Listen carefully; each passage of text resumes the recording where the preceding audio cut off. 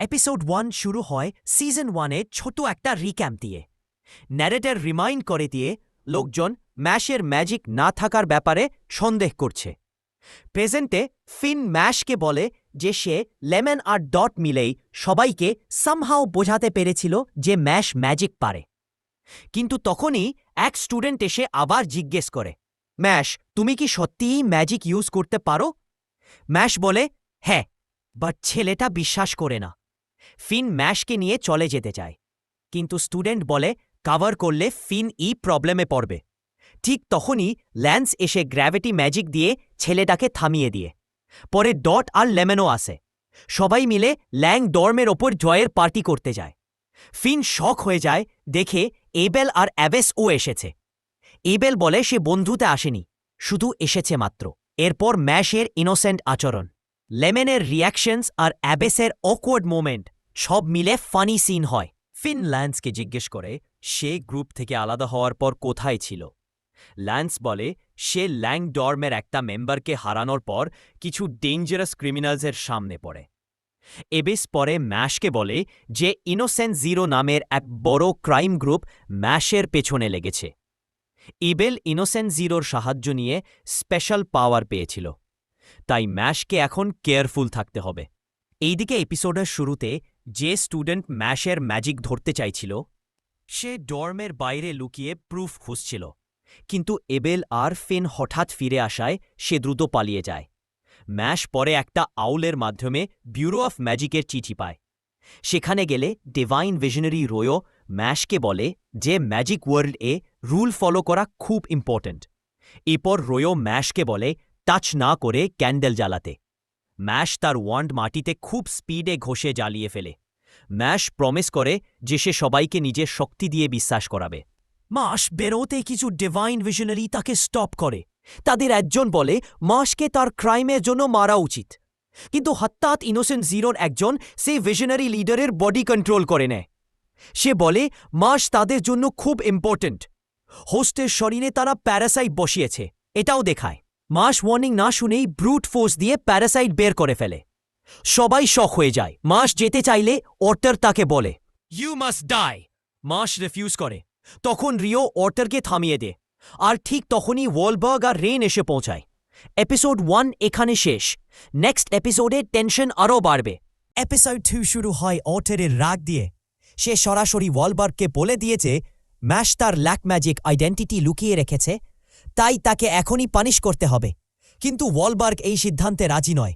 সে divine ভিশনারিজদের অনুরোধ করে যে পানিশমেন্ট একটু ডিলে করা হোক, কারণ ম্যাশ ইনোসেন্ট জিরো সম্পর্কে ইম্পর্টেন্ট ইন্টেল বের করতে সাহায্য করতে পারে। রিও এরপর ম্যাশকে জানায় ওয়ালবার্গ আর ইনোসেন্ট জিরোর পুরনো হিস্ট্রি, যার জন্য ওয়ালবার্গ তাকে প্রোটেক্ট করতে চায়। কিন্তু অটের এসব মানতে চায় না। তার চোখে রুলস মানাই সবচেয়ে গুরুত্বপূর্ণ, আর সে চাইলে ম্যাশকে এলিমিনেট করতেও পিছপা হবে না। ওয়ালবার্গ তখন ভিশনারিজদের সামনে মাথা নত করে ম্যাশকে বাঁচানোর জন্য যুক্তি দিয়ে। রেইনও এই সিদ্ধান্তকে সাপোর্ট করে। কিছু ভিশনারি তাদের কথা বুঝলেও অটার বলে যে ইমোশনস দিয়ে রুলস ভাঙা যাবে না। তখন ভাইস ডিরেক্টর বলে ম্যাশ তার জীবন বাঁচিয়েছে আর সেটা ইগনোর করা উচিত না। এই উদাহরণে বাধ্য হয়ে অটার পানিশমেন্ট ডিলে করতে রাজি হয়। কবে সে শর্ত দেয় ম্যাশ এখন থেকে একাডেমির বন হবে এবং এই বছরের ডিভাইন ভিশনারি ক্যান্ডিডেট হিসেবে পার্টিসিপেট করতে হবে। ম্যাশ সহজভাবেই বলে সে ইনোসেন্ট জিরোকে নিজের ফিস্ট দিয়ে হারাবে। ম্যাশ ডর্মে ফিরে ফিন, ল্যান্স আর ডটকে সবকিছু বলে। ডট অখন প্ল্যান করে সবাই মিলে টাউন একটু ঘুরে আসবে। টাউন সিনে তারা ফানি কোয়ালা ডার্ট গেম খেলে। Pure comedy moments. এরপর ল্যান্স নতুন ওয়ান্ড কেনার জন্য শপে যেতে চায়। ডিভাইন ভিশনারি সিলেকশন এক্সামও সামনে, তাই সে সিরিয়াস মুডে ম্যাশকে ওয়ার্ন করে যে ট্রেনিংয়ে ইজি যাবে না। শপ ওনার তাদের ওয়ান্ড আর ম্যাজিকের কানেকশন নিয়ে ডিপ কথা বলে। ল্যান্স আর ফিন ওয়ান্ড গেজ কিভাবে কাজ করে তা দেখায়। ম্যাশ ম্যাজিক না থাকলেও ট্রাই করতে যায়। ম্যাশ তখন মাটিতে পড়া এক অ্যান্টিক ওয়ান্ড দেখে। শপ ওনার বলে সেঞ্চুরিজ ধরে কেউ এই ওয়ান্ড ওঠাতে পারেনি, না ম্যাজিক দিয়ে না স্ট্রেংথ দিয়ে। ম্যাশ এক টানে ওয়ান্ড তুলে ফেলে। ওনার কমপ্লিটলি শকড। ন্যারেটর বলে ল্যান্স আর ওয়ান্ড কিনবে না। Pure comedy twist. শপ থেকে বেরিয়ে তারা লেমন আর টমের সাথে দেখা করে। কিছু সময় বন্ধুদের সাথে কাটানোর পর টাইম স্কিপ হয়। তারা এখন 7টা গোল্ড কয়েন কালেক্ট করেছে এবং এক্সামের জন্য প্রিপেয়ার্ড। ম্যাশ বলে এক্সামের আগে সে তার বাড়িতে যেতে চায়। অন্যদিকে অটার এখনও ম্যাশের ডিলেড পানিশমেন্ট নিয়ে ক্ষুব্ধ। সে অর্কা ডম প্রিফেক্ট ম্যাকারন সাথে কথা বলে ম্যাশ ম্যাজিক ছাড়াই এবেলকে হারিয়েছে, তাই সে একাডেমির জন্য থ্রেট। অটার তাকে ম্যানিপুলেট করে ম্যাশকে এক্সামের আগেই অ্যাটাক করতে রাজি করায়। ম্যাশ বাড়ি পৌঁছালে রেগ্রো তাকে খুব ভালোবাসা দিয়ে ওয়েলকাম করে। ডট, ফিন, লেমন, লান্স সবাই আসলে রেগ্রো অবাক হয়। ম্যাশের বন্ধু আছে দেখে সে খুশি হয়। ডট আর লান্স তাকে গিফট দেয়। রেগ্রো ফিন এর সাথে কথা বলতে বলতে ম্যাশের ফ্রেন্ডসের সাথে হাসি খুশি মোমেন্টস দেখে। সে আশা করে ম্যাশ এনে এই বন্ড সারা জীবন ধরে রাখতে পারে। এদিকে ম্যাকারন আর তার গুনস ম্যাশের বাড়িতে আক্রমণ করতে আসে, কিন্তু তারা অ্যাকশন নেওয়ার আগেই রেন হাজির হয়। সে তাদের থামিয়ে ম্যাশকে প্রোটেক্ট করতে দাঁড়িয়ে যায়। এপিসোড শেষ হয় রেন এর মুখোমুখি হওয়ার প্রস্তুতি নিয়ে। ম্যাকারন আর তার দলের বিরুদ্ধে ফাইট শুরু হতে চলেছে। এপিসোড 3 শুরুতেই ন্যারেটর আমাদের দেখায় ম্যাকারন এর ব্যাকস্টোরি। আমরা জানতে পারি মিডল স্কুল সময় থেকেই ম্যাকারন ছিল একদম অন্য লেভেলের প্রটেজি। সে বড় বড় টুর্নামেন্টে পার্টিসিপেট করত এবং পরে সে হয়ে ওঠে ওরকা ডর্মের প্রিফেক্ট। প্রেজেন্ট টাইমলাইনে ম্যাকারন তার পিয়ানো বাজাচ্ছে এবং রেনের সাথে নিজের ডিফারেন্স নিয়ে কথা বলছে। এখান থেকেই তাদের ইন্টেন্স ফাইট শুরু হয়। এদিকে সিন কাটে ম্যাশ আর তার ফ্রেন্ডসের দিকে। তারা বাসায় বসে একটি বোর্ড গেম খেলছে। ফিন ছাড়া বাকিদের সবার রেজাল্ট খুবই খারাপ আসে আর তারা সোজা চাইল্ড মোডে গিয়ে আর্গিউ করা শুরু করে। এই সময় ফিন মনে করে রেগ্রুয়ের কথা, কিভাবে ম্যাশ নিজের নেচার দিয়েই মানুষের সাথে বন্ড তৈরি করে ফেলে। ফিন ডিসাইড করে যে সে সবসময় ম্যাশের পাশে থাকবে এবং তাকে সাপোর্ট করবে। স্টোরি আবার ফিরে আসে রেইন ভার্স ম্যাকারন ফাইটে। লড়াইয়ের মাঝে ম্যাকারন বলে যে সে স্টিমুলেশন অ্যান্ড এক্সাইটমেন্ট চায় আর বোরিং জিনিস সে টলারেট করতে পারে না। রেইন তার থ্রিল নষ্ট করছে বলে সে বিরক্ত। রেইন পাওয়ার আপ করে রেডি হয় পুরো শক্তিতে লড়াইয়ের জন্য। সিন শিফট হয় ওয়ালবার্গ আর নেরের কনভারসেশনে। তারা কথা বলছে ইস্টার্ন একাডেমির পাওয়ারফুল স্টুডেন্টস নিয়ে। ওয়ালবার্গ বলে যে ডাবল লাইনার অনেক ছিল, কিন্তু 3 লাইনার যেমন রেন এরা খুবই রেয়ার। রেন তো হিস্ট্রি এর youngest 3 liner. Back to the battlefield রেনের থার্ড লাইন জ্বলে ওঠে। সে প্রমিস করে যে সে ম্যাশের গোল প্রোটেক্ট করবে নো ম্যাটার হোয়াট। এদিকে ম্যাশ বাসা ছেড়ে বের হয় তার ফেভারিট ক্রিম পাফ খেতে। রাস্তায় হঠাৎই সে রেন আর ম্যাকারনের ফাইট দেখতে পেয়ে যায়। ম্যাকারন এক্সাইটেড হয় কারণ রেন আসলে 3 লাইনার। রেন তখন সন্দেহ করে যে ওটার কি ম্যাকারনকে পাঠিয়েছে ম্যাশকে অ্যাটাক করার জন্য। রেন বলে ল্যাক ম্যাজিক মানুষদের সাথে সবাই খারাপ আচরণ করে, কিন্তু ম্যাশ আলাদা, কারণ ম্যাশ ডেস্টিনি এর বিরুদ্ধে লড়াই করে। ম্যাকারন তার কম্প্যানিয়ন্সদের নিয়ে সাউন্ড অর্কেস্ট্রা নামের পাওয়ারফুল অ্যাটাক ছাড়ে। সিন আবার যায় ওয়ালবার্গের কাছে, যিনি ব্যাখ্যা করেন যে 3 লাইনাররা ওয়ান্ডের ভিতরের গড এর পাওয়ার অ্যাওয়েকন করতে পারে। এটাই রেইন করে। সে ওয়ান্ডের ট্রু ফর্ম আনলক করে। রেইনের নতুন পাওয়ার এতটাই ওভারওয়েলমিং হয় যে ম্যাকারন আর তার দল রিট্রিট করতে বাধ্য হয়। ম্যাশ তখন রেইনের কাছে আসে এবং তাকে ধন্যবাদ দেয়। রেইন বলে ডিভাইন ভিশনারি সিলেকশন এক্সাম খুব শিগগিরই শুরু হবে এবং সে চায় ম্যাশ পুরো শক্তি দিয়ে চেষ্টা করুক। উদ্বিগ্ন হলেও ম্যাকারন তার দলকে বলে চিন্তা না করতে, তারা আবার সুযোগ তাকে পাবে। এরপর সবাই এক্সামের জন্য প্রিপেয়ার করে, কেউ কনফিডেন্স নিয়ে, কেউ প্যানিক মোডে। রিগ্রো ম্যাশের সাথে ইমোশনাল কথা বলে সে দুঃখিত যে ম্যাশকে ল্যাক ম্যাজিক জীবন দিতে হয়েছে, কিন্তু ম্যাশ তাকে বুঝিয়ে বলে যে সে তার জীবনে অনেক কিছু পেয়েছে, তাই গিল্ট করার কিছু নেই। এক্সাম শুরু হওয়ার আগে আমরা পার্টিসিপেন্টসদের দেখি। ম্যাকারন, ডট, ফিন সবার রিয়াকশনস দেখানো হয়। ম্যাশ যখন এক্সাম গ্রাউন্ডে পৌঁছায় সে মুখোমুখি হয় অর্টের সাথে। অর্টের এখনও ফিউরিয়াস যে ম্যাশ এক্সামে অংশ নিচ্ছে, কিন্তু ম্যাশ ক্লাসিক ম্যাশ স্টাইলে মাসল জোক দিয়ে অর্টেরকে ট্রোল করে পাশ কাটিয়ে যায়। ক্রাউড ম্যাশকে নিয়ে হুইসপারিং অ্যান্ড মকিং শুরু করে, কিন্তু ফিন তাকে সমর্থন করার চেষ্টা করে। ফাইনালি অ্যানাউন্সার ফার্স্ট ট্রায়াল ব্যাখ্যা করে আর ফিন এর হিলেরিয়াস এক্সপ্রেশন দিয়ে এপিসোড শেষ হয়। Mashle magic and muscles season 2 episode শুরু হয় ডিভাইন ভিশনারি এক্সামে প্রথম বড় চ্যালেঞ্জ দিয়ে। ডেডভেন্ট হন্ট পরীক্ষার প্রক্টর নিয়মগুলো ব্যাখ্যা করে।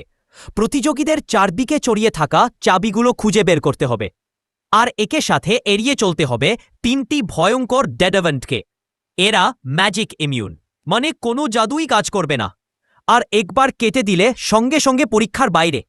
পরীক্ষা শুরু হতেই এক প্রতিযোগী জাদু দিয়ে ডেডভেন্ট আক্রমণ করতে যায় আর মুহূর্তেই কেটে গিয়ে বাইরে ছিটকে পড়ে। এখন বাকি থাকে মাত্র 11 জন।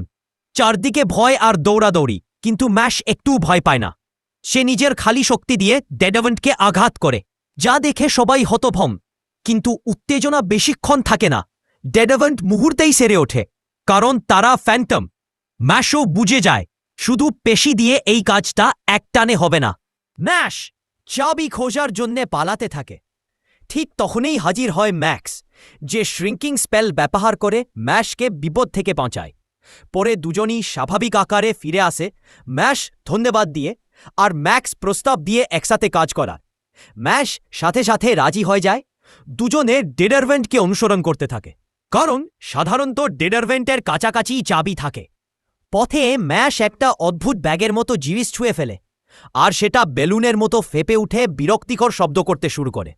শব্দ শুনে বিপদ এগিয়ে আসছে বুঝে ম্যাশ আর ম্যাক্স প্রাণেপণে দৌড় দিয়ে তারা কয়েকটা পরিকল্পনা করে, কিন্তু সবেই ফ্লপ।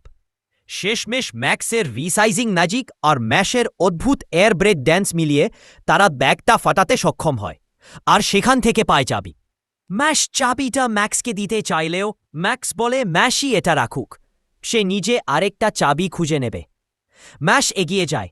এদিকে পরিবেশ বদলে যায়। ওরকা ডর্মের বিপজ্জং ছাত্র কার্পাচিও লুওয়াং আক্রমণ করে ম্যাক্সকে। দুজন লড়াইয়ের প্রস্তুতি নেও। পরে পরীক্ষার মাঠে ম্যাশ ম্যাকারন সহ বাকি সবাই ফিরে আসে এবং হন্টের অভিজ্ঞতা শেয়ার করে। তারপরই লুওয়াং হাজির হয়। চাবি হাতে নিয়ে সে পরীক্ষার পরবর্তী ধাপের নবম ও শেষ স্থান দখল করে নেয়। একটু পরে ম্যাক্স ফিরে আসে, মার খেয়ে দুর্বল অবস্থায়। লুওয়াং তাকে দুর্বল বলে অপমান করে, এমনকি পা দিয়েও মারিয়ে দেয়। ম্যাশ এগিয়ে আসে। এক মেয়ে লুওয়াংকে পানীয় দিয়ে যায়, আর সে ম্যাশের উপর ছুঁড়ে দেয়। কিন্তু ম্যাশ সেটা ধরে নিয়ে এক নিমেষে প্রোটিন শেক বানিয়ে ফেলে। ম্যাশ তো ম্যাশ। বিষয়টা গরম হওয়ার আগেই প্রক্টর ঘোষণা করে পরবর্তী পর্বের নাম দ্য লাইফ ক্রিস্টাল। পরীক্ষা এবার 3টি দলে ভাগ হয়ে হবে। প্রত্যেক দলকে নিজেদের ক্রিস্টাল রক্ষা করতে হবে, আর শত্রু দলের ক্রিস্টাল ভেঙে ফেলতে হবে। যাদের সব ক্রিস্টাল ভেঙে যাবে তারা বাদ। ফিন প্রথমে এই নিয়ম নিয়ে খুব চিন্তিত ছিল না, কিন্তু ম্যাশ আর ডট ভুলে নিজেদের ক্রিস্টাল ভেঙে ফেলায় সব গরমিন শুরু হয়। প্রক্টর সবাইকে আলাদা স্থানে পাঠিয়ে দেয়, আর ফিনের মাথা গরম হতে থাকে। পর্ব শেষ হয় ফিনের হতাশা আর রাগ দিয়ে, কারণ এখন যুদ্ধ আরও বেশি জটিল হতে যাচ্ছে। এই এপিসোডের শুরুতেই ন্যারেটর আমাদের এই জগতের একটি গুরুত্বপূর্ণ বিষয়ের সঙ্গে পরিচয় করিয়ে দেয়, মাস্টার কেন। মাস্টার কেন হল এমন বিশেষ ওয়ান্ড যা একজন ম্যাজিশিয়ানের আসল শক্তি এবং ভেতরের স্বভাবকে আরও শক্তিশালী করে তোলে। সহজভাবে বললে মাস্টার কেন একজন মানুষ আসলে কেমন সেটাই প্রকাশ করে। এরপর গল্প চলে যায় ডিভাইন ভিশনারি ক্যান্ডিডেট এক্সামের লাইফ ক্রিস্টাল ফেজে। ফিন অ্যামেস একা একা ব্যাটলফিল্ডের ভেতর দিয়ে এগিয়ে যাচ্ছে। সে ভয় পাচ্ছে, সতর্ক আছে এবং কোনো ফাইটে জড়াতে চায় না। হঠাৎ ফিন দেখে কার্প্যাচিও লুওয়াং অন্য এক কন্টেস্টেন্টের লাইফ ক্রিস্টাল নির্মমভাবে ভেঙে ফেলছে। এর ফলে সেই কন্টেস্টেন্ট সঙ্গে সঙ্গেই এক্সাম থেকে বাদ পড়ে যায়। এই দৃশ্য থেকেই বোঝা যায় কার্প্যাচিও কতটা বিপজ্জনক। ফিন নিজেকে লুকানোর চেষ্টা করে, কিন্তু কার্প্যাচিও তার প্রেজেন্স টের পেয়ে যায়। সে ফিনের সামনে এসে তাকে দুর্বল বলে অপমান করে এবং লাইফ ক্রিস্টাল দিয়ে দিতে বলে। ভয় পেলেও ফিন রাজি হয় না। পরিস্থিতি তখন আরও ভয়ঙ্কর হয়ে ওঠে। কার্প্যাচিও ফিনকে ছুরি মারে এবং ঠান্ডা গলায় বলে আদেশ না মানলে তার পরিণতিও অন্যদের মতোই হবে। কিছুক্ষণের জন্য দৃশ্য কাট হয়, যেখানে দর্শকরা বাকি কন্টেস্টেন্টদের নিয়ে আলোচনা করে এবং বলে কার্প্যাচিও কতটা ভয়ঙ্কর ওপোনেন্ট। এরপর আবার ফিরে আসা হয় ফিনের কাছে। শেষ চেষ্টা হিসেবে ফিন একটি লোকেশন বদলের স্পেল ব্যবহার করে পালানোর চেষ্টা করে। কিছু সময়ের জন্য মনে হয় সে বেঁচে গেছে, কিন্তু অল্পক্ষণের মধ্যেই কার্প্যাচিও আবার তাকে খুঁজে বের করে এবং ফিনের পায়ে গুরুতর আঘাত করে। এরপর আসে সবচেয়ে ভয়ঙ্কর মুহূর্ত। কার্প্যাচিও নিজেকেই ছুরি মারে, আর সঙ্গে সঙ্গেই সেই ব্যথা ফিনের শরীরে অনুভূত হয়। তখন সবাই বুঝতে পারে কার্প্যাচিও ভুডু ধরনের ম্যাজিক ব্যবহার করছে, যেখানে নিজের শরীরে করা আঘাত সরাসরি ওপোনেন্টের শরীরে চলে যায়। এই অবস্থায় ফিন সম্পূর্ণ অসহায় হয়ে পড়ে। ঠিক যখন কার্প্যাচিও ফিনকে শেষ করতে যাচ্ছে, সেই মুহূর্তে সেখানে হাজির হয় ম্যাশ বার্নডেড। ম্যাশ কার্প্যাচিওকে পাঞ্চ করে, কিন্তু অবাক করার মতো ভাবেই সেই ড্যামেজ ম্যাশের শরীরেই ফিরে আসে। কার্প্যাচিও তখন তার এবিলিটি সম্পর্কে জানায়। সে বলে সে কখনো পেইন অনুভব করতে পারে না, তার উপর করা সব ড্যামেজ শত্রুর শরীরে ফিরে যায় আর সব পেইন জমা হয় তার মাস্টার পেইনের ভেতরে। কার্প্যাচিও জানায় সে আসলে পেইন অনুভব করতে চায়, কিন্তু তার মতে ম্যাশ কখনোই তাকে সেই অনুভূতি দিতে পারবে না। এরপর সে ফিনকে আবার দুর্বল বলে অপমান করে। এই কথায় ম্যাশ রেগে যায়। ম্যাশ ফিনের সামনে দাঁড়িয়ে বলে ফিন ভয় পেয়েছিল ঠিকই, কিন্তু সে পালায়নি, সে চেষ্টা করেছে, আর সেটাই আসল স্ট্রেংথ। এরপর ম্যাশ একের পর এক পাঞ্চ মারতে থাকে, যদিও প্রতিটি আঘাত তার নিজের শরীরেই ফিরে আসে। অবিশ্বাস্যভাবে ম্যাশের আঘাতে কার্প্যাচিওর গডেস স্ট্যাচুতে ফাটল ধরে। এই স্ট্যাচুটাই তার ম্যাজিকের মূল প্রকাশ। গডেস স্ট্যাচু আরও ডিফেন্সিভ রূপ নেয় এবং ম্যাশের দিকে বিশাল সিরিঞ্জের মতো অস্ত্র ছুটতে থাকে, কিন্তু ম্যাশ খুব সহজেই সব অ্যাটাক ডজ করে। এরপর ম্যাশ তার আগের পাওয়া অদ্ভুত ওয়ান্ডটি বের করে সেটিকে একটি টেনিস র্যাকেটে রূপান্তরিত করে।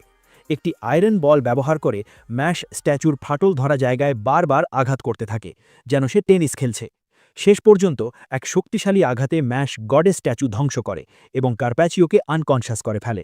লড়াই শেষে ম্যাশ ফিনকে ধন্যবাদ দেয় এবং বলে সে সত্যিই ভালো করেছে। অন্যদিকে মাটিতে পড়ে থাকা কার্প্যাচিও জীবনে প্রথমবারের মতো সত্যিকারের পেন অনুভব করে। সে বুঝতে পারে এই পেইনই ফিন আগে সহ্য করেছিল। এই উপলব্ধির সঙ্গে কার্প্যাচিও মেনে নেয় এই যুদ্ধে সে পুরোপুরি আউটম্যাচড। এইভাবেই সিজন 2 এর এপিসোড 5 শেষ হয়, আর লাইফ ক্রিস্টাল এক্সাম আরও কঠিন পর্যায়ে প্রবেশ করে। ম্যাশলে সিজন 2 এপিসোড 6 শুরু হয় ডিভাইন ভিশনারি ক্যান্ডিডেট এক্সামের লাইফ ক্রিস্টাল ফেজ দিয়ে। এই ফেজে সবাই নিজের ক্রিস্টাল বাঁচিয়ে রাখার জন্য লড়াই করছে। এদিকে ম্যাকারন দুজন অপোনেন্ট পার্টিসিপেন্টকে দেখতে পায় এবং সরাসরি বলে ক্রিস্টাল ফেলে দিয়ে কুইট করতে। ওরা পাওয়ারফুল ম্যাজিক ব্যবহার করে কাউন্টার করার চেষ্টা করলেও একটাও কাজ করে না।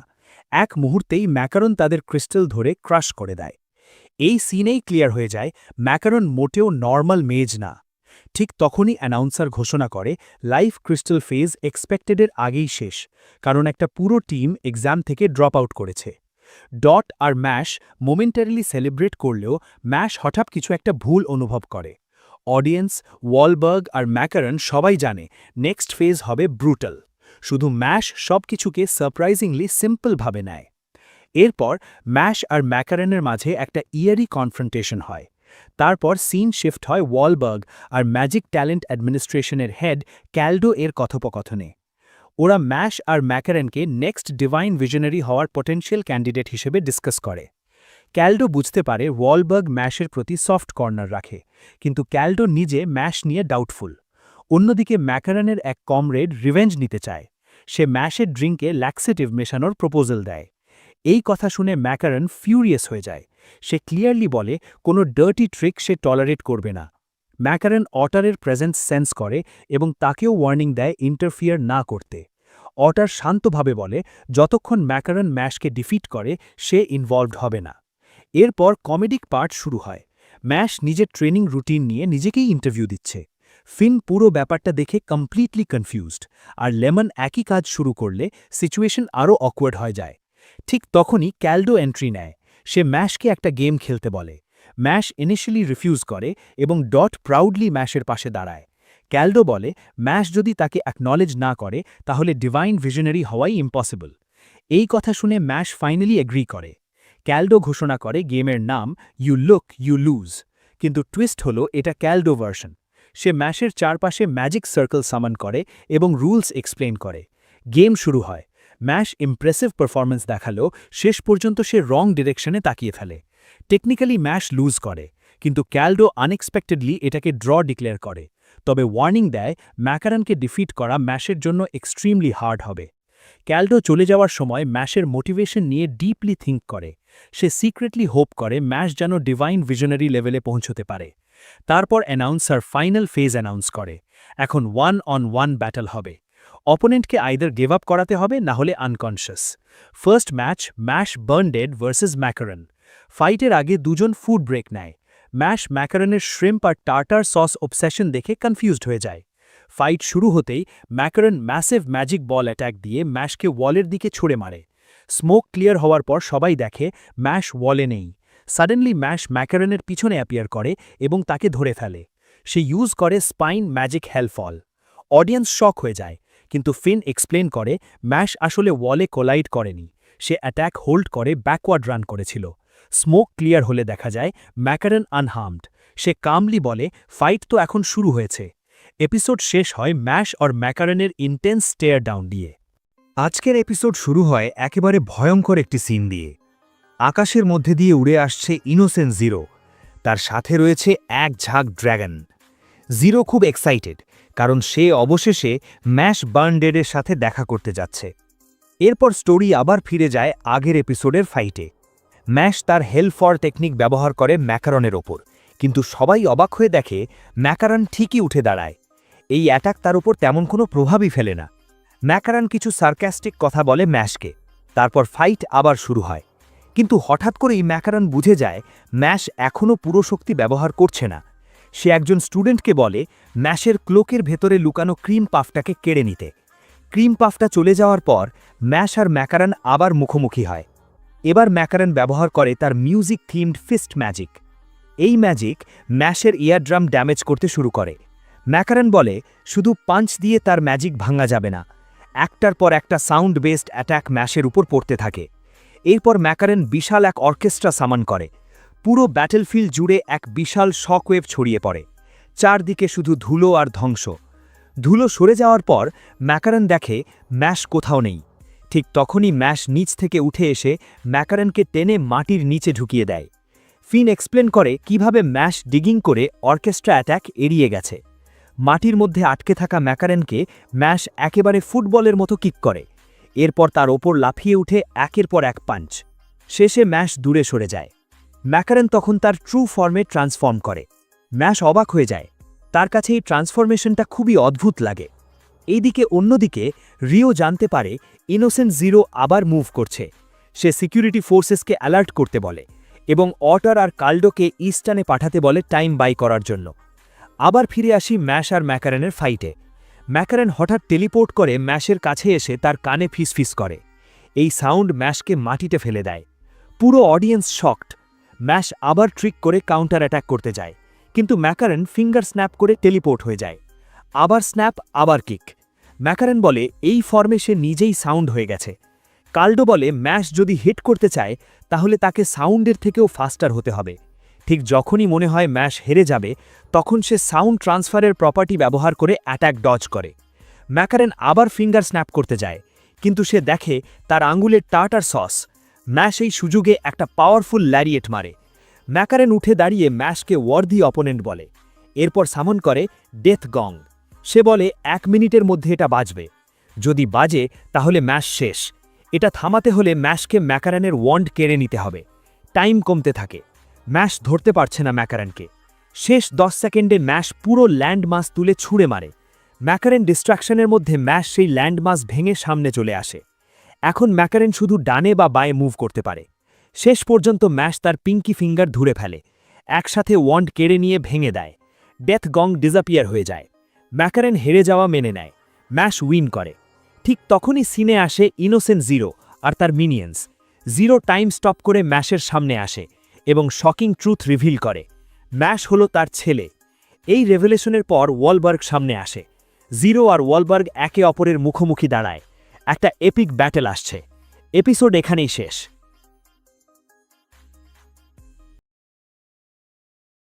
এপিসোড শুরু হয় যুদ্ধক্ষেত্রে। ওয়ালবার্গ বাইগান দাঁড়িয়ে আছে ইনোসেন্ট জিরো আর তার মিনিয়ন্সদের সামনে। ওয়ালবার্গ সরাসরি জিজ্ঞেস করে, what do you really want? Innocent zero শান্ত গলায় উত্তর দেয়, তার গোল একটাই, he wants to become a perfect human being. তারপর সে একদম ক্যাজুয়ালি একটা শকিং ট্রুথ ফেলে দেয়। সে বলে, ম্যাশ বার্নডেড ইজ মাই সান, আর আজ সে ম্যাশকে বাড়ি নিয়ে যেতে এসেছে। ওয়ালবার্গ 1 সেকেন্ডও ভাবে না। সে ক্লিয়ার করে দেয়, দ্যাটস নট হ্যাপেনিং। কথা এখানেই শেষ। ইনোসেন্ট জিরো তার রিয়েল পাওয়ার রিলিজ করে। এক মুহূর্তের মধ্যে ব্যাটলফিল্ড জুড়ে কাউন্টলেস জম্বিস ছড়িয়ে পড়ে। ওয়ালবার্গ কাউন্টার করে তার ম্যাজিক দিয়ে। সে জিরোর টাইম স্টপ ভেঙে দেয় আর ম্যাশ, ম্যাকারন, ডট, ল্যান্স সবাই আবার ফ্রি হয়ে যায়। ওয়ালবার্গ সবাইকে বলে, হ্যান্ডেল দ্য জম্বিজ, আইল টেক জিরো। তারপর ওয়ালবার্গ আর ইনোসেন্ট জিরো ব্যাটলফিল্ড ছেড়ে অন্য জায়গায় ক্ল্যাশ করতে চলে যায়। এদিকে জম্বিস থামছেই না। ডট আর অন্যরা নোটিস করে একটা অদ্ভুত ব্যাপার, কোনো জম্বি ম্যাশকে অ্যাটাক করছে না। ম্যাকারন ইমিডিয়েটলি বুঝে ফেলে ম্যাশ টার্গেট না, ম্যাশ হচ্ছে বেট। ডট ম্যাশের দিকে তাকিয়ে বলে, go for Cell War and his tower, zombies আমরা সামলাবো। ম্যাশ এক মুহূর্তও দেরি না করে ব্যাটলফিল্ড ছেড়ে সেলওয়ারের টাওয়ারের দিকে দৌড় দেয়। ম্যাশ টাওয়ারের কাছে পৌঁছেই অ্যাটাক করে। কোনো ম্যাজিক না, সে শুধু কিক মারে আর টাওয়ারের একটা বিশাল অংশ ভেঙে পড়ে। সেলওয়ার সামনে আসে। সে বলে, if you want to destroy the tower you have to defeat me first. Cell War হঠাৎ শক হয়ে যায়, কারণ ম্যাশ তাকেও চিনতে পারছে না। ম্যাশ সত্যিই তাকে মনে করতে পারছে না। ব্যাটলফিল্ডে ফিরে আসি। ডট হঠাৎ দেখে একটা বেবি যুদ্ধক্ষেত্রে হামাগুড়ি দিচ্ছে। পরের মুহূর্তেই ট্রুথ রিভিল হয়। এই বেবি আসলে একজন ইভিল উইজার্ড, সিটার বেবি। এক ঝটকায় সে ম্যাজিক ইউজ করে ডটকে বেবি বানিয়ে ফেলে। ডট প্যানিক করে ল্যান্সকে হেল্প চাইতে যায়, কিন্তু সিটার বেবি আবার অ্যাটাক করে আর ল্যান্সকেও বেবি বানিয়ে দেয়। সবচেয়ে রিডিকুলাস সিচুয়েশনের মাঝেও ল্যান্স কাম থাকে। সে ট্রিক ইউজ করে সিটার বেবির ম্যাজিক ব্রেক করে দেয়। স্পেল ভেঙে যায়, ডট আর ল্যান্স আবার নর্মাল হয়ে যায়। Seater baby defeated. অন্যদিকে রয়োগ্র্যান্স একজন স্টুডেন্টকে পাস্টের কথা বলে। সে বলে, এক সময় ছিল একজন লেজেন্ডারি মেজ অ্যাডাম। এই অ্যাডামই ছিল ডিভাইন ভিশনারিজ এর ফাউন্ডেশন, আর ওয়ালবার্গ আর ইনোসেন্ট জিরো ছিল অ্যাডামের বেস্ট স্টুডেন্টস। সিন আবার ফিরে যায় ওয়ালবার্গ আর জিরোর কাছে। জিরো আবার বলে ম্যাশ তার ছেলে এবং সে ম্যাশকে নিয়েই যাবে। তারপর ইনোসেন্ট জিরো একটা ফরবিডেন স্পেল অ্যাক্টিভেট করে। এই স্পেল দেখে ইভেন ওয়ালবার্গ এক মুহূর্তের জন্য শেকেন হয়ে যায়। টাওয়ারের কাছে ফিরে আসি। ম্যাশ এবার সেলওয়ারকে রেকগনাইজ করে। সেলওয়ার স্মাইল করে বলে সে শুধু ম্যাশকে মারতে চায় না, সে আবিস আর অ্যাবেলকেও ডিস্ট্রয় করতে চায়। সেলওয়ার আগের মতোই একই ওভারওয়েলমিং স্পেল ইউজ করে, কিন্তু এবার ম্যাশ ভাঙে না। সে এন্ডিওর করে, সে অ্যাডাপ্ট করে, আর তারপর ম্যাশ সেলওয়ারের মুখে পাঞ্চ মারে। সেলওয়ার কমপ্লিটলি শকড। ম্যাশ শান্ত গলায় বলে, that trick won't work on me anymore. Episode এখানেই শেষ হয়। ওয়ালবার্গ বনাম ইনোসেন্ট জিরো এর ব্যাটল শুরু হয়ে গেছে, আর ম্যাশ আগের থেকে অনেক বেশি স্ট্রং হয়ে দাঁড়িয়ে আছে। এপিসোড 9 এর শুরুতেই ন্যারেটর আমাদের একটু ফ্ল্যাশব্যাক দেয়, যেখানে ওয়ালবার্গ, বাইগান, অ্যাডাম জবস এবং ইনোসেন্ট জিরো এই তিনজনের কানেকশন বোঝানো হয়। অ্যাডাম জবস ছিল একজন লেজেন্ডারি ম্যাজিশিয়ান এবং একই সাথে ওয়ালবার্গ আর ইনোসেন্ট জিরো দুজনেরই মাস্টার। এই ইনফরমেশন দিয়েই এপিসোডটা প্রেজেন্ট ব্যাটেলে চলে আসে। ব্যাটেল ফিল্ডে আমরা দেখি ওয়ালবার্গ, বাইগান মুখোমুখি দাঁড়িয়ে আছে ইনোসেন্ট জিরোর সামনে। ইনোসেন্ট জিরো তখন এক ধরনের ফরবিডেন স্পেল ব্যবহার করে, আর সেই স্পেল দিয়ে সে ব্যাটেল ফিল্ডে সামান করে অ্যাডাম জবসের একটা ভার্সন। নিজের ডেড মাস্টারকে আবার সামনে দেখে ওয়ালবার্গ পুরো শক হয়ে যায়। সে ইনোসেন্ট জিরোকে প্রশ্ন করে এইরকম ক্রুয়েল কাজ সে কেন করল। ঠিক তখনই ইনোসেন্ট জিরোর অ্যালাই নেক্রস ম্যান্স সামনে আসে এবং বলে যে ওয়ালবার্গের অপোনেন্ট এখন সে নিজেই হবে। ওয়ালবার্গ বুঝে যায় তাকে একসাথে নিজের মাস্টার আর নেক্রস দুজনের বিরুদ্ধেই ফাইট করতে হবে, তবুও সে একটুও পিছু হটে না। অ্যাডাম অ্যাটাক করলে ওয়ালবার্গ সেটা ব্লক করে এবং ইনস্ট্যান্টলি বুঝে যায় এই অ্যাডাম ভার্জনটা পাওয়ারের দিক থেকে একদম রিয়েল অ্যাডামের মতোই ভয়ঙ্কর। ফাইট চলার মাঝেই ওয়ালবার্গ তার পাস্টের একটা ওয়ার্ম মেমরি রিকল করে, যেখানে অ্যাডাম জবসের সাথে তার একটা শান্ত মুহূর্ত ছিল। সেই স্মৃতি মনে করেই ওয়ালবার্গ রিজলভ নেয় সে অ্যাডাম, ইনোসেন্ট জিরো এবং তাদের সবাইকে ডিফিট করবে। এরপর নেক্রস আর অ্যাডাম একসাথে ওয়ালবার্গকে অ্যাটাক করতে থাকে। এই সময় নেক্রস এক্সপ্লেন করে অ্যাডামের ডার্ক ম্যাজিক সম্পর্কে। সে বলে অ্যাডামের ম্যাজিক যেটাকে টাচ করে সেটা সরাসরি ভয়েডের মধ্যে চলে যায় এবং এই ম্যাজিক কোনো নর্মাল ম্যাজিক দিয়ে রিপেল করা যায় না। নেক্রস কনফিডেন্টলি ভাবে ওয়ালবার্গ এখানে হারবে, কিন্তু ওয়ালবার্গ তার স্পেস টাইপ ম্যাজিক ব্যবহার করে পুরো সিচুয়েশন কন্ট্রোল করে নেয়। অ্যাডামের ভয়ঙ্কর ডার্ক ম্যাজিক থাকা সত্ত্বেও ওয়ালবার্গ একটার পর একটা মুভ দিয়ে নেক্রস আর অ্যাডাম দুজনকেই ওভারপাওয়ার করে ফেলে। ফাইট শেষ হতেই ওয়ালবার্গ ইনোসেন্ট জিরোর দিকে তাকিয়ে বলে নেক্সট টার্গেট এখন সে নিজেই। এরপর সিন শিফট হয় একাডেমির অন্য জায়গায়। সেখানে ডট আর অন্যরা এখনও ইনোসেন্ট জিরোর জম্বি আর্মির সাথে ফাইট করছে। কার্ডো বিরক্ত হয়ে বলে সে যত দ্রুত সম্ভব জম্বিস শেষ করতে চায়, কারণ তার মেইন লক্ষ্য ম্যাশকে হেল্প করা। তারপর স্টোরি চলে যায় ম্যাশ বার্নডেডের কাছে। ম্যাশ তখন সেলওয়ারের সাথে ফেস টু ফেস। ম্যাশ সরাসরি সেলওয়ারকে জিজ্ঞেস করে ইনোসেন্ট জিরো কেন তার পেছনে এত ইন্টারেস্টেড। সেলওয়ার তখন এক্সপ্লেন করে forbidden magic of body construction সম্পর্কে। সে বলে এই ডার্ক ম্যাজিক ব্যবহার করে 6 জন ব্লাড রিলেটেড মানুষের হার্ট নিয়ে একটা ইমমর্টাল হার্ট তৈরি করা যায়। সেলওয়ার জানায় ম্যাশ সেই ব্লাড রিলেটিভসদের একজন এবং ইনোসেন্ট জিরো ম্যাশের হার্ট চায় তার পারফেক্ট বডি কমপ্লিট করার জন্য। এই হিউজ রেভেলেশন শোনার পর সবাই এক্সপেক্ট করে ম্যাশ শকড হবে, কিন্তু ম্যাশ উল্টো ব্যাটেলফিল্ডের মাঝেই শুয়ে পড়ে ঘুমিয়ে যায়। সেলওয়ার পুরো কনফিউজ হয়ে যায়। কিছুক্ষণ পর ম্যাশ উঠে বসে সেলওয়ারকে জিজ্ঞেস করে সে কি তার ব্রাদার। সেলওয়ার বলে সে ম্যাশের ব্রাদার না, সে ইনোসেন্ট জিরোর তৈরি করা একটা ক্লোন। এরপর সেলওয়ার যখন ম্যাশকে ওয়ার্থলেস বলে ইনসাল্ট করে, ম্যাশ কোনো কথা না বলে সরাসরি তাকে পাঞ্চ মারে। ম্যাশ বলে সে ইনোসেন্ট জিরোর কোনো প্ল্যানে ইন্টারেস্টেড না এবং সেলওয়ারকে সিরিয়াসলি ফাইট করতে বলে। সেলওয়ার তখন তার ওয়ান-ডে ট্রু পাওয়ার রিলিজ করে এবং দুজনের মধ্যে ইন্টেন্স ফাইট শুরু হয়। সেলওয়ার বুঝতে পারে ম্যাশ খুব সহজেই তার ডেডলি ডিস্ক অ্যাট্যাকস ডজ করছে। এই কারণে সেলওয়ার তার বেশিরভাগ ম্যানা ব্যবহার করে একটা জায়ান্ট অ্যাট্যাক তৈরি করে, যার নাম ব্ল্যাক ডায়মন্ড। তার উদ্দেশ্য ছিল ম্যাশের প্রিয় সবাইকে একসাথে ডিস্ট্রয় করা। এর জবাবে ম্যাশ পুরো এরিয়া জুড়ে দৌড়াতে শুরু করে এবং হঠাৎ করে সেলওয়ারের পিছনে গিয়ে হাজির হয়। সেলওয়ার ভাবে ম্যাশ ডিস্ক ব্যবহার করে তাকে অ্যাট্যাক করবে, তাই সে নিজের বডি হার্ডেন করে নেয়। ডিস্কগুলো ম্যাশের দিকে আঘাত করলে ম্যাশ মাটিতে পড়ে যায়। সেলওয়ার ধরে নেয় সে জিতে গেছে এবং বলে ম্যাশের অ্যালাইজদেরও একই ফেট হবে। কিন্তু পরে সেলওয়ার কাছে গিয়ে দেখে ম্যাশ আসলে জায়ান্ট ক্রিম পাফ ব্যবহার করে ডিস্কের অ্যাট্যাক ব্লক করেছে। ঠিক তখনই ম্যাশ একটার পর একটা ক্রিম পাফ সেলওয়ারের মুখে ঢুকিয়ে তাকে চোখ করে অজ্ঞান করে ফেলে। সেলওয়ার মাটিতে পড়ে যেতেই ব্ল্যাক ডায়মন্ড ভ্যানিশ হয়ে যায়। ম্যাশ সেলওয়ারের দিকে তাকিয়ে বলে যদি সে আবার তার স্কুলকে হার্ম করার কথা ভাবে তাহলে সে নিজের মাসেলস দিয়েই তাকে বারবার চোখ করবে। এপিসোডের শেষ সিনে আমরা দেখি ম্যাশ চুপচাপ দাঁড়িয়ে আছে ডিফিটেড সেলওয়ারের সামনে, আর ব্যাটেলফিল্ড ধীরে ধীরে শান্ত হয়ে আসে। এপিসোডের শুরুতেই আমরা দেখি রায়ো গ্র্যান্ডস তার স্টুডেন্ট নেরেইকে সাথে নিয়ে ইস্টার্ন ম্যাজিক একাডেমিতে পৌঁছে যায়। একসময় হঠাৎ করে নেরেই একদম থেমে যায়, নড়াচড়া করতে পারে না। এটা দেখে রায়ো বুঝে যায় কিছু একটা ঠিক নেই। চারপাশ ভালোভাবে অবজার্ভ করার পর রায়ো রিয়েলাইজ করে যে পুরো ইস্টার্নের ভেতরে টাইম পজ করে দেওয়া হয়েছে। রায়ো তখন বলে যে এই টাইম স্টপ সবার ওপর কাজ করছে না। যাদের ম্যাজিক্যাল পাওয়ার কম শুধু তারাই ফ্রিজ হয়ে আছে। শক্তিশালী মেজেরা এখনও নড়াচড়া করতে পারছে। এরপর রায়ো ব্যাটেলফিল্ডে পৌঁছায়, যেখানে ক্যালডো আর অর্টার আগে থেকেই আছে। তারা রায়োকে পুরো সিচুয়েশন এক্সপ্লেন করে। তারা বলে যে ইস্টার্নের ওপর অ্যাট্যাক হয়েছিল, জম্বি আর্মি আর সেল ওয়ারের প্রবলেম তৈরি হয়েছিল, কিন্তু ম্যাশ বার্নডেড সহ কিছু স্টুডেন্ট মিলে সেটা সামলে নিয়েছে। অর্টার তখন রায়োকে জানায় যে ওয়ালবার্গ বাইগান এই মুহূর্তে ইনোসেন্ট জিরোর সাথে ফাইট করছে, একাডেমির অন্য এক জায়গায়। এই কথা শুনে ম্যাশ আর দেরি না করে ওয়ালবার্গকে খুঁজতে বেরিয়ে পড়ে। এদিকে অর্টার সিদ্ধান্ত নেয় সেল ওয়ারকে ইন্টারোগেট করার, কিন্তু ইন্টারোগেশন শুরু করার আগেই সেল ওয়ার হঠাৎ করে ডিসঅ্যাপিয়ার হয়ে যায়। অর্টার পুরোটা দেখে কনফিউজড হয়ে যায়, বুঝতে পারে না কিভাবে এমন হলো। ঠিক তখনই ম্যাকারন এসে অর্টারকে সতর্ক করে। সে বলে যে ইনোসেন্ট জিরোর আরেকজন মেম্বার এখনও ব্যাটেলফিল্ডের আশেপাশে থাকতে পারে। অর্টার তখন সেই আননোন এনিমিকে খুঁজে বের করার সিদ্ধান্ত নেয়। ক্যালডো মিনওয়াইন বলে যে সে আর বাকিরা স্টুডেন্টসদের নিরাপত্তার জন্য এখানেই থাকবে। এরপর সিন শিফট হয় ওয়ালবার্গ বাইগান আর ইনোসেন্ট জিরোর ফাইটে।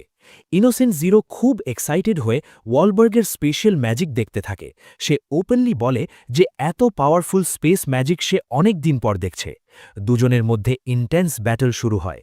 ওয়ালবার্গ তার স্পেস ম্যাজিক ব্যবহার করে ফাইট করে, আর ইনোসেন্ট জিরো কাউন্টার করে তার টেরিফাইং টাইম ম্যাজিক দিয়ে। ফাইট চলাকালীন ইনোসেন্ট জিরো ধীরে ধীরে আপার হ্যান্ড নিতে শুরু করে। সে টাইম ম্যানিপুলেট করে ওয়ালবার্গকে চাপের মধ্যে ফেলে দেয়। তখন ইনোসেন্ট জিরো বলে যে সে ওয়ালবার্গের চেয়েও পাওয়ারফুল, আর তার এই পাওয়ারের মূল কারণ হল তার ইগো আর অ্যাবসোলুট সেলফ বিলিফ। এই মুহূর্তে আমরা ওয়ালবার্গের পাস্টের একটা ফ্ল্যাশব্যাক দেখি। ছোটবেলায় ওয়ালবার্গ ছিল একদম একা, তার জীবন ছিল লোনলি আর পেইনফুল। এই এক্সপিরিয়েন্সেসের কারণে সে পৃথিবীকে খুব পেসিমিস্টিকভাবে দেখতে শুরু করেছিল। তার মনে হতো এই ওয়ার্ল্ড একদম নিষ্ঠুর। কিন্তু সবকিছু চেঞ্জ হয় যখন সে অ্যাডামের সাথে দেখা করে। অ্যাডাম তাকে শেখায় যে দুর্বলদের প্রোটেক্ট করা কতটা গুরুত্বপূর্ণ। এই মানুষটাই ওয়ালবার্গের জীবন বদলে দেয়। প্রেজেন্টে ফিরে এসে ওয়ালবার্গ ইনোসেন্ট জিরোকে বলে যে সে কখনো দুর্বলদের অ্যাব্যান্ডন করবে না। সে ক্লিয়ারভাবে জানায় এখানেই ইনোসেন্ট জিরোকে থামাবে। এরপর ওয়ালবার্গ তার সবচেয়ে পাওয়ারফুল স্পেল ব্যবহার করে বিশাল এক ম্যাক লাইক এন্টিটি সামান করে, যার নাম ইউরেনাস ইনক্লিনেশন। ওয়ালবার্গ এরপর নিজেকে, ইউরেনাস আর ইনোসেন্ট জিরোকে একসাথে একটা সিল্ড স্পেস লাইক ডিমেনশনের ভেতরে নিয়ে যায়। ইনোসেন্ট জিরো তখন টাইম ম্যাজিক ব্যবহার করে ওয়ালবার্গকে অ্যাট্যাক করার চেষ্টা করে, কিন্তু ওয়ালবার্গ বলে যে এই স্পেসের ভেতরে টাইম ম্যাজিক পুরোপুরি কাজ করবে না। তবুও ইনোসেন্ট জিরো হাল ছাড়ে না। সে একটা নতুন টাইম স্পেল ব্যবহার করে ওয়ালবার্গ আর ইউরেনাস দুজনকেই কমপ্লিটলি ফ্রিজ করে ফেলে। তারপর সে একের পর এক টাইম বেসড অ্যাট্যাক চালাতে থাকে। কিছুক্ষণ পর টাইম আবার রিজিউম হয়। ওয়ালবার্গ ভীষণ আহত হলেও এখনও দাঁড়িয়ে আছে। তখন সে বুঝে যায় এই ফাইট শেষ করার জন্য তাকে নিজের জীবন স্যাক্রিফাইস করতে হবে। ওয়ালবার্গ একটা ইমোশনাল স্পিচ দেয়, যেখানে সে নিজের বিশ্বাস আর রিজলভ ক্লিয়ার করে। তারপর সে ইনোসেন্ট জিরোকে শেষ করার জন্য ফাইনাল অ্যাট্যাক আনলিশ করে। কিন্তু অ্যাট্যাকের পর ওয়ালবার্গ চোখ খুলে দেখে সে আর ইনোসেন্ট জিরো দুজনেই এখনও বেঁচে আছে। ওয়ালবার্গ তখন বুঝতে পারে ইনোসেন্ট জিরো সম্ভবত টাইম রিভার্স করেছে যাতে দুজনেই মারা না যায়। ঠিক সেই মুহূর্তে ইনোসেন্ট জিরো যখন ওয়ালবার্গকে শেষ করতে যায় তখন হঠাৎ করে ম্যাশ বার্নডেড ব্যাটলফিল্ডে পৌঁছে যায়। ম্যাশ সরাসরি ইনোসেন্ট জিরোকে পাঞ্চ করে ফাইট ইন্টারাপ্ট করে। ম্যাশ ওয়ালবার্গকে বলে অপোনেন্ট যত স্ট্রংই হোক সে কখনো পিছিয়ে যাবে না। এপিসোডের শেষ হয় ম্যাশ সামনে এগিয়ে এসে ইনোসেন্ট জিরোর সাথে ফাইট করার জন্য রেডি হওয়ার মাধ্যমে। এপিসোড 11 শুরু হয় রায়ো আর কার্ডো এর কনভারসেশন দিয়ে। রায়ো নোটিস করে চারপাশে অদ্ভুত স্পেশিয়াল ডিস্টরশন হচ্ছে। কার্ডো বলে এটা নর্মাল ম্যাজিক না, কেউ টাইম ম্যাজিক ইউজ করে সময় রিওয়াইন্ড করেছে। রায়ো ইমিডিয়েটলি ডিসাইড করে ভলবার্গের কাছে যাবে, কারণ সে ওয়ারিড ভলবার্গ ঠিক আছে কিনা। এরপর সিন শিফট হয় ম্যাশ, ভলবার্গ আর ইনোসেন্ট জিরোর দিকে। ম্যাশ মাঝ আকাশে নিজের পা নাড়াতে নাড়াতে সামহাউ ফ্লোটিং থাকার চেষ্টা করছে। ভলবার্গ ম্যাশকে বলে পালাতে, কিন্তু ম্যাশ স্ট্রেট আপ রিফিউজ করে। সে বলে ওল্ড ম্যানকে আমি একা ফেলে যেতে পারি না। এই কথা শুনে ভলবার্গ পুরো কনফিউজড হয়ে যায়। ইনোসেন্ট জিরো ম্যাশকে নিজের পাশে আসতে বলে, কিন্তু ম্যাশ আবারও রিফিউজ করে। তখন জিরো ডার্ক অরা দিয়ে ভলবার্গকে কভার করে ফেলে এবং তার স্পেশিয়াল ম্যাজিক স্টিল করার চেষ্টা করে। ম্যাশ ইমিডিয়েটলি ভলবার্গকে সেই অরা থেকে বের করে আনে, কিন্তু জিরো বলে অলরেডি টু লেট। জিরো এবার ভলবার্গের স্পেশিয়াল ম্যাজিক ইউজ করে একটা বিশাল ল্যান্ড চাঙ্ক ধ্বংস করে দেয়। ভলবার্গ রিয়েলাইজ করে জিরো তার নিজের ম্যাজিকই এমনভাবে ইউজ করছে যেটা তার থেকেও অনেক বেশি পাওয়ারফুল। ম্যাশ জিরোর দিকে রাশ করে পাঞ্চ মারতে শুরু করে, কিন্তু জিরো কমপ্লিটলি আনফেজড থাকে। সে ম্যাশের ফিস্ট ধরে ফেলে এবং ম্যাশ পিছিয়ে আসে। জিরো এবার ম্যাশকে ডার্ক অরাতে ট্র্যাপ করার চেষ্টা করে। ঠিক তখনই জিরোর শরীরে সাডেন রিয়াকশন হয় আর চারপাশের ডার্ক অরা ডিজলভ হয়ে যায়। ভলবার্গ এক্সপ্লেন করে জিরো এত পাওয়ার অ্যাবজর্ভ করেছে যে তার বডি ফিজিক্যালি সেটা হ্যান্ডেল করতে পারছে না। ভলবার্গ তখন রিয়েলাইজ করে জিরোর আসল প্ল্যান। সে ম্যাশকে পারফেক্ট ভেসেল হিসেবে ইউজ করতে চায় নিজের আইডিয়াল ম্যাজিক্যাল বডি বানানোর জন্য। জিরো ম্যাশকে বলে এই ওয়ার্ল্ডে অর্ডিনারি হিউম্যানের জায়গা নেই আর ম্যাশকে উইলিংলি তার ইনগ্রিডিয়েন্ট হতে হবে। জিরো অ্যাটাক করলে ম্যাশ সামনে দাঁড়িয়ে ভলবার্গকে প্রোটেক্ট করে। ভলবার্গ ওয়ারিড হয়ে ভাবে তারা আদেও জিরোকে ডিফিট করতে পারবে কিনা। জিরো এরপর একটি পোর্টাল ওপেন করে এবং বলে সে লেটার ফাইট কন্টিনিউ করবে, কারণ নতুন বডির সাথে অ্যাডাপ্ট করার সময় দরকার। যাওয়ার আগে জিরো ডিভাইন ভিশনারি ক্যান্ডিডেট এক্সামের এনভায়রনমেন্টের দিকে ভয়ঙ্কর অ্যাটাক ছুড়ে দেয়। এর ফলে সব ডিমন ডিসঅ্যাপিয়ার হয়ে একসাথে ফিউজ হয়ে যায় এবং একটা বিশাল জায়েন্ট ডিমন তৈরি হয়। তারপর জিরো চলে যায়। ভলবার্গ তার সব ম্যাজিক ইউজ করে কমপ্লিটলি এক্সস্টেড হয়ে নিচে পড়ে যেতে থাকে। ঠিক সেই সময় রায়ো এসে তাকে সেভ করে। মিনওয়াইল ম্যাশ জায়েন্ট ডিমনের লোকেশনের দিকে রওনা দেয়। অন্যদিকে ইস্টার্ন একাডেমিতে জিরো টাইম কন্ট্রোল স্পেল শেষ হয়ে যায়। লেমন, ফিন সহ সবাই রিগেইন কনশাসনেস করে এবং বুঝতে পারে না কি হয়েছে। সাডেনলি তারা দেখে দূরে বিশাল জায়েন্ট ডিমন দাঁড়িয়ে আছে আর সবাই প্যানিক করতে শুরু করে। ডিমন ইস্টার্নের ওয়ালে পাঞ্চ মারলে আকাশ থেকে বিশাল পাথর পড়ে। ল্যান্স আর ম্যাকারন ইনস্ট্যান্টলি তাদের ম্যাজিক ইউজ করে স্টুডেন্টসদের প্রোটেক্ট করে। ম্যাকারন সবাইকে এরিয়া ছাড়ার নির্দেশ দেয়। ডট ডিমনের ওপর ফায়ার ম্যাজিক অ্যাটাক করে, কিন্তু ডিমনের চারপাশে থাকা ব্যারিয়ার সেই অ্যাটাক ব্লক করে দেয়। কার্ডো বুঝতে পারে সেল জিরোর বডি নিয়ে আর্লিয়ার যেই ম্যাজিক ট্যাম্পারিং হয়েছিল সেই ম্যাজিক ইউজারই এর জন্য দায়ী। কার্ডো আর ডট অটারকে হেল্প করতে চলে যায়। যখন স্টুডেন্টসরা পালাতে যায় তখন তারা বুঝতে পারে চারপাশে ব্যারিয়ার আছে, কেউ বেরোতে পারছে না। ঠিক তখনই ডিমন আবার অ্যাটাক করতে যায়, কিন্তু হঠাৎ থেমে যায়। সবাই দেখে ম্যাশ ডিমনের চেইন ধরে টান দিচ্ছে। ম্যাশ আর ডিমনের মধ্যে লিটারাল টাগ অফ ওয়ার শুরু হয়, যেটা দেখে ফিন পুরো শকড হয়ে যায়। ইনিশিয়ালি স্টুডেন্টস ডাউট করে ম্যাশের এক্সিস্টেন্স নিয়ে, কিন্তু ম্যাশ যখন ফুল স্ট্রেংথ দিয়ে ফাইট করে তখন সবার মাইন্ডসেট চেঞ্জ হতে শুরু করে। ফেলো স্টুডেন্টসদের মোটিভেশন পেয়ে ম্যাশ ডিমনটাকে পুরো ফোর্স দিয়ে ঘুরিয়ে কাছের একটা মাউন্টেনের দিকে ছুড়ে মারে। জায়েন্ট ডিমন কমপ্লিটলি ডিফিটেড হয়। লেমন এক্সাইটেড হয়ে ম্যাশের কাছে আসে কিস দিতে, কিন্তু ম্যাশ কামলি একটা ক্রিম পাফ বের করে খাওয়া শুরু করে। শেষে ভলবার্গ জেগে ওঠে একটি রুমে। রায়ো তাকে জানায় যে ম্যাশ জায়েন্ট ডিমন ডিফিট করেছে। ভলবার্গ সাইলেন্টলি রিফ্লেক্ট করে সবকিছু নিয়ে। এপিসোড শেষ হয় ম্যাশের ক্রিম পাফ খাওয়ার সিন দিয়ে। এপিসোড 12 শুরু হয় ডট এবং কার্ডো এক অজানা লোকের মুখোমুখি হওয়ার মাধ্যমে। তারা তাকে প্রশ্ন করার আগেই অটার সেখানে হাজির হয় এবং নিজের ম্যাজিক ব্যবহার করে মুহূর্তের মধ্যেই লোকটাকে পরাজিত করে। এরপর অটার সরাসরি কার্ডোকে কনফ্রন্ট করে এবং বলে যে সে ম্যাশকে কখনো অ্যাকসেপ্ট করবে না। কার্ডো জবাবে বলে সে নিজেও ম্যাশকে পুরোপুরি অ্যাকসেপ্ট করেনি, কিন্তু তার বিশ্বাস এমন একটা সময় আসবে যখন অটার বাধ্য হবে ম্যাশকে বিনে নিতে।